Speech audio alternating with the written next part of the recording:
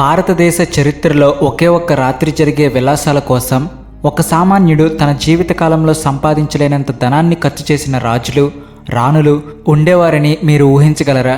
మీరిప్పుడు వినబోయేవి కేవలం సాదాసీదా విలాసాల కథలు కావు. ఇవి నిజమా అనిపించేలా షాకింగ్ ఫ్యాక్ట్స్ ఉన్న రియల్ లైఫ్ స్టోరీస్. వందలాది మంది సుందరాంగులతో నిండిన లగ్జరీ ప్యాలెస్లు, డజన్ల కొద్దీ రాణులు, వందల మంది ఉపపత్నులు ఉన్న రాజులు, వారి వింతైన విపరీతమైన అలవాట్ల గురించి వింటే మీరు కళ్ళు తేలేస్తారు.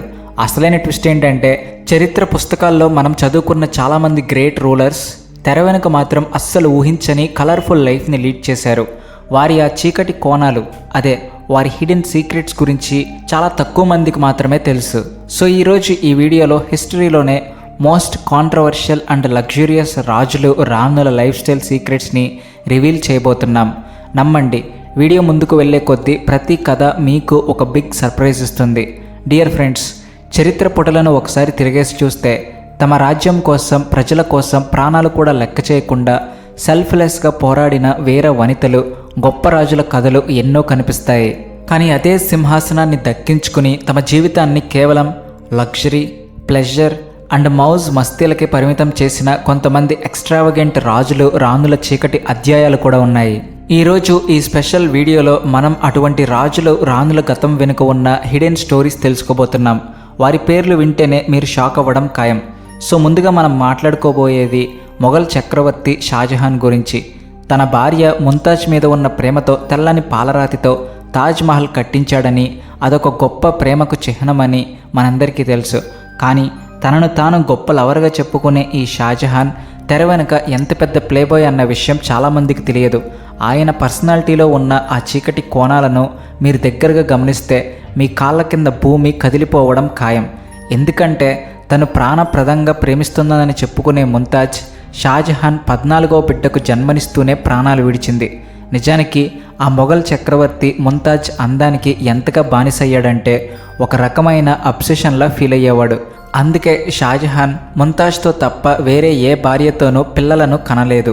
వరుసగా ప్రసవించడం వల్ల ముంతాజ్ తీవ్రమైన హెల్త్ కాంప్లికేషన్స్ ఎదుర్కొని చివరకు మరణించింది. అయితే తన ముంతాజ్ పోయాక షాజహాన్ ఆగిపోలేదు. అప్పటికప్పుడు దాదాపు మరో 8 పెళ్ళిళ్ళు చేసుకున్నాడు. అంతేకాకుండా అతని అంతఃపురంలో వందలాది మంది మహిళలు ఉండేవారు. వారితో అతను తన రాత్రులను గడుపుతూ విలాసాల్లో మునిగిపోయేవాడు. ఇక నెక్స్ట్, పటియాలా మహారాజు భూపిందర్ సింగ్ గురించి వింటే మీరు షాక్ అవుతారు. ఆయనకు మోస్ట్ ఫేవరెట్ టైంపాస్ ఏంటో తెలుసా? అందమైన అమ్మాయిలతో సమయం గడపడం. సింపుల్గా చెప్పాలంటే బ్యూటీ అండ్ లస్ట్. ఇవే ఆ పటియాలా మహారాజుకున్న బిగ్గెస్ట్ వీక్నెస్లు. భూపిందర్ సింగ్ ఏకంగా 5 పెళ్ళిళ్ళు చేసుకున్నారు. పైగా ఆయనకు 350 మందికి పైగా ఉపపత్నులు ఉండేవారని హిస్టరీ చెబుతుంది. వీరందరితో కలిపి మహారాజా భూపిందర్కు ఉన్న సంతానం లెక్కెంతో తెలుసా? అక్షరాల 88 మంది. ఆయన విలాసాలు ఏ రేంజ్లో ఉండేవో చెబితే మీరు నోరెళ్ళబెడతారు. French beautician, Indian plastic surgeon, స్వర్ణకారుడు, పర్ఫ్యూమర్, ఫ్యాషన్ డిజైనర్, ఇలా అందరినీ రప్పించి తన ఉపపత్నులను తన ఇష్టానుసారంగా వాళ్లను రెడీ చేయించేవారు.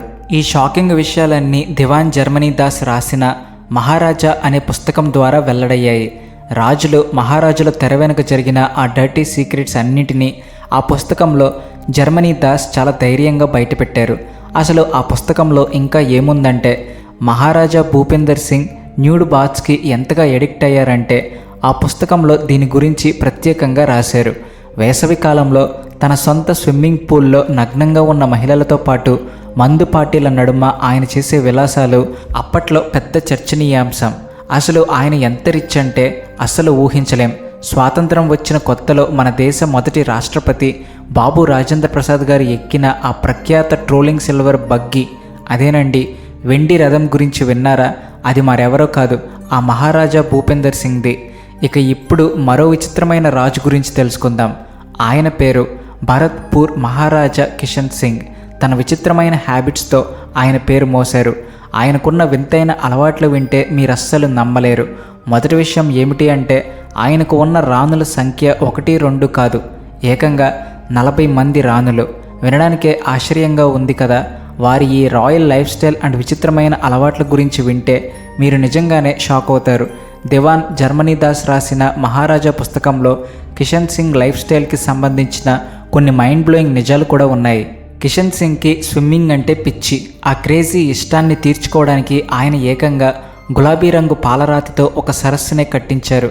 ఆ సరస్సులోకి దిగడానికి చందనపు చెక్కతో చేసిన మెట్లు ఉండేవి. అదొక వింతైన లోకం.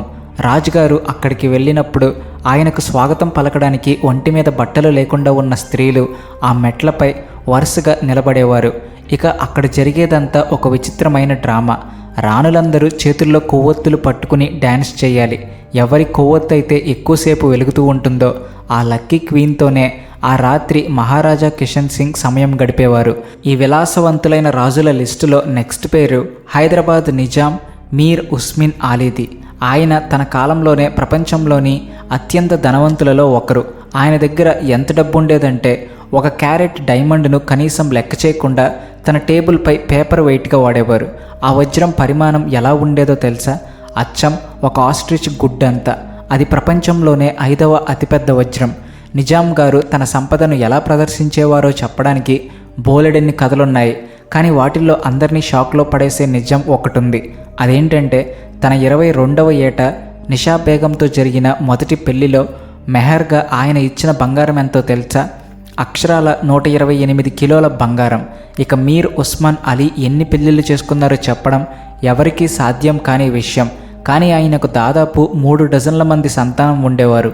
నిజాం గారి లైఫ్ స్టైల్ ఎంత గ్రాండ్గా ఉండేదంటే ఆయన దగ్గర 14,718 మంది ఉద్యోగులు, 3,000 మంది అరబ్ అంగరక్షకులు ఉండేవారు.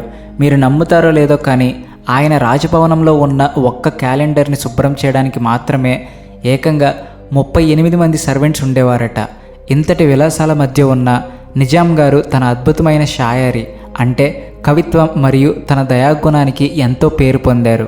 అందుకేనేమో ఆయన మరణించాక అంతిమ యాత్రకు ఏకంగా 10 లక్షల మందికి పైగా జనం తరలివచ్చి ఆయనపై ఉన్న గౌరవాన్ని చాటుకున్నారు. ఫ్రెండ్స్, ఇప్పుడు మనం తెలుసుకోబోయేది ఇందిరాదేవి గురించి. బరోడా రాజకుటుంబంలో పుట్టిన ఆమె జీవితం ఒక రోలర్ కోస్టర్ రైడ్ లాంటిది. మొదట ఈమె పెళ్లి గ్వాలియర్ మహారాజా మాధవరావు సింధియాతో ఫిక్స్ అయింది. కానీ అనుకోకుండా కూచ్ బెహర్ మహారాజా తమ్ముడి ప్రేమలో పడి ఆ సంబంధాన్ని తెంచుకుని మరీ ఆమె బయటకొచ్చేశారు. పెళ్లి తర్వాత జితేంద్ర, ఇందిరాదేవి లండన్కు మకాం మార్చారు. ఆ తర్వాత వారు యూరోప్ అంతా సంవత్సరాల తరబడి విచ్చలవిడిగా పర్యటించారు. ఇందిరాదేవికి ఫుట్వేర్ అంటే పిచ్చి. ఎంత అంటే ఒకసారి తన ఫేవరెట్ షూ మేకర్ సాల్వటోర్ ఫెరాగమోకి ఏకంగా 100 జతల బూట్ల కోసం ఆర్డర్ ఇచ్చారు.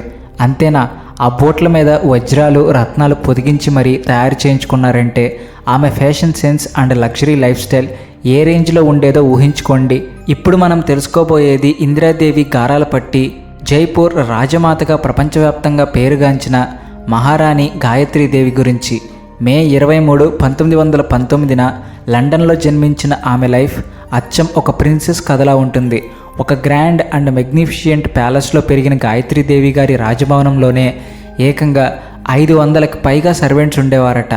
ఆమెకి కార్లు అంటే పిచ్చి, అలాగే హంటింగ్ అంటే ప్రాణం.